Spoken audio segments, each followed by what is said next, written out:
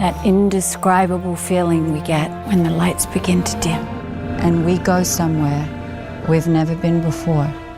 Remember the days when summer blockbusters were a major event? Studios would start promoting sometimes up to a year in advance. Man and dinosaur shared the earth. It happened at a place called Jurassic Park. This summer, director Steven Spielberg will take you there. Then when opening weekend came around, audiences would swarm the theater. And if the movie delivered, like in the case of Jurassic Park, people would go back and see it again, and again, and again. Jurassic Park has got a lot of people all whipped up. Audiences smell a box office smash.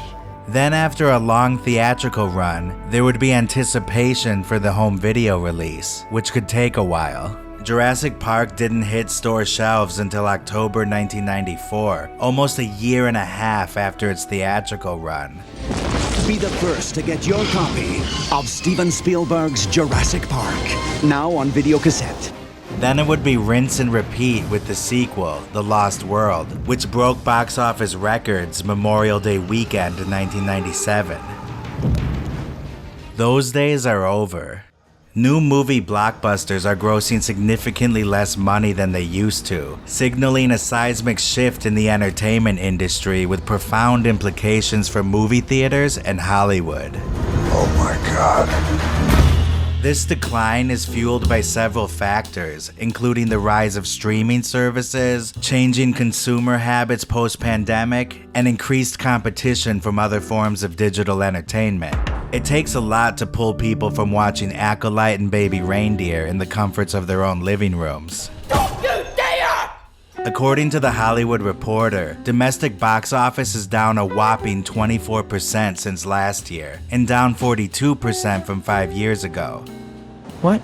2024 has dropped multiple big-budget bombs, including Madam Web, Ghostbusters Frozen Empire, If, and The Fall Guy, which was rushed to VOD after a mere 3 weeks.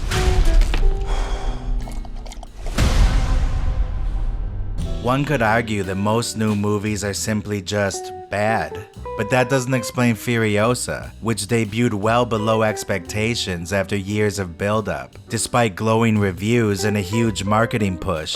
Furiosa. Do you have it in you to make it epic? Maybe they waited too long.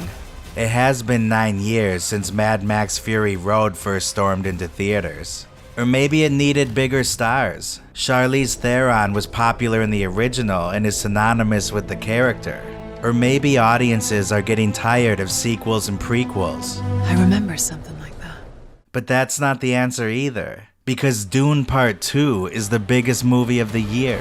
We gave them something to hope for. That's not hope! Since February, it's grossed over $500 million worldwide. It's an outlier in an otherwise cold box office season.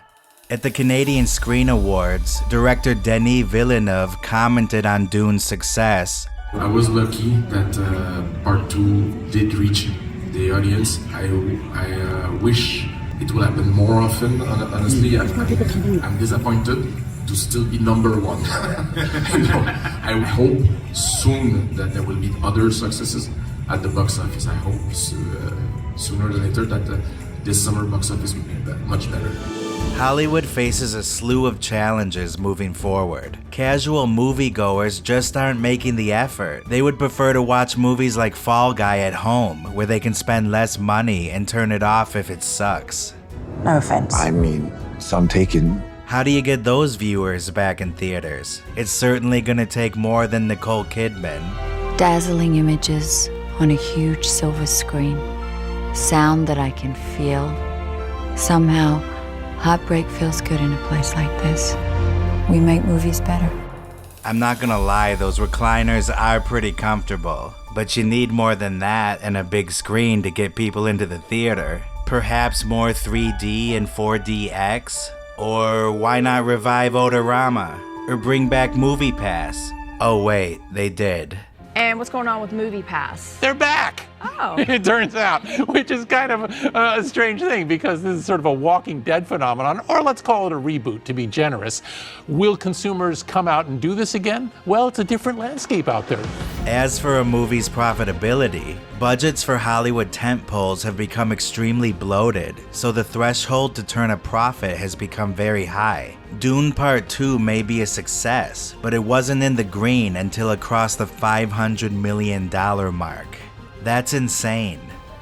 I don't believe you. How can movies achieve higher grosses than ever when less people are buying tickets? It sounds like a losing strategy in the long run, but what do I know? Will it be that bad? You don't really understand the grave nature of what's happening to us. There is some good news for Hollywood on the horizon. Over the weekend, Bad Boys 4 became the first summer blockbuster to perform above expectations. City, city, bang, bang, motherfucker! And coming soon are Inside Out 2, Twisters, and Deadpool and Wolverine. More sequels and familiar franchises, but they should get some butts in the seats. Hopefully Hollywood doesn't forget the lesson from last summer, when the fifth Indiana Jones movie flopped, while Barbie and Oppenheimer became the biggest blockbusters of the year.